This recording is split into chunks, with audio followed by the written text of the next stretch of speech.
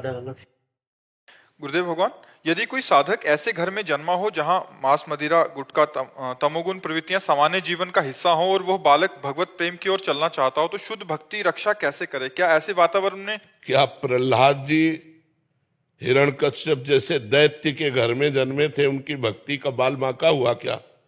यदि अपनी निष्ठा है तो कहीं कोई हमें परास्त नहीं कर सकता।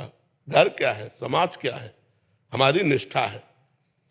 प्रहलाद जी पिताश्री कह के साष्टांग दंडवत करते थे हिरण्यकश्यप को, और जिस दिन देखा कि भगवान का विरोध करने वाला पिता है तो दैत्यराज करके संबोधन किया।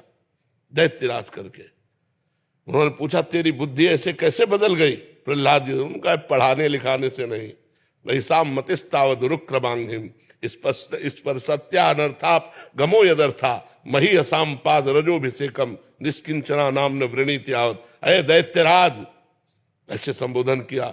ये किसी के समझाने से बुद्धि नहीं बदलती। ये जब महापुरुषों का संग होता है, उनकी चरण रज, तब जैसी हमारी निष्ठा है ऐसी भगवान श्री हरि में निष्ठा होती। तो क्या माता हो, पिता हो, परिवार का सदस्य हो, अधार्मिक कृत्यों में संलग्न हो और मुझे पता है अधर्म है, तो मैं उसका साथ दूंगा? नहीं दूंगा। तुम अपने कर्मों का भोग भोगो, हम अपने कर्म से चलेंगे। तजो पिता प्रहलाद विभीषण बंधु भरत महतारी गुरु बलि तजो कंत ब्रज वनितन भे मुद मंगलकारी जाके प्रिय न राम वै देही तजिए ताहि कोटि वैरिशम जद्यप परम स्नेही। परम स्नेही माता हो, पिता हो, भाई हो, बंधु हो। देखो विभीषण जी ने रावण का त्याग कर दिया, भाई है। गोपियों ने अपने पतियों का त्याग कर दिया, और श्री बलि जी ने अपने गुरुदेव का त्याग कर दिया। जब शुक्राचार्य जी ने मना किया वामन भगवान को दान मत करो, ये 3 पग में सारी ब्रह्मांडों को नाप लेंगे, नहीं माने। कि जब भगवान भिक्षुक बन करके आए तो ऐसा अवसर हम नहीं चुकेंगे। गुरुदेव की बात टाल दी और भगवान को 3 पग पृथ्वी का दान किया। प्रहलाद जी ने पिता का त्याग कर दिया, भरत जी ने माँ का। भरत जैसे जिसके पावन पुत्र हैं, जब भरत जी ननिहाल से आए तो कैकेयी जी मुस्कुराती हुई मिली, तो उनका मां हमने तो सुना बड़ा अमंगल हो गया, पिता पधार गए और तुम मुस्कुरा रहे हो, भगवान राम वनवास चले गए।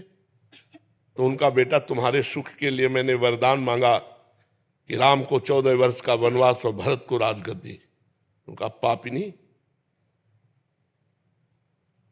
प्राणों से अलग करके देह को सुख देना चाहते।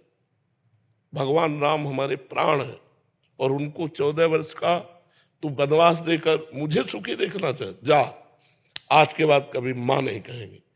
पूरा जीवन हो गया भरत जी ने कभी कैकेयी जी को मां नहीं कहा।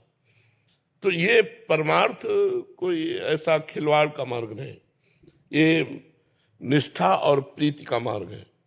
भरत जी पूरा जीवन हो गया मां नहीं कहा, तो जब राम जी 14 वर्ष वनवास के बाद आए तो कैकेयी जी के महल में गए। पहले चरण कैकेयी जी के छुए। यही भगवान पुरुषोत्तम, मर्यादा पुरुषोत्तम है।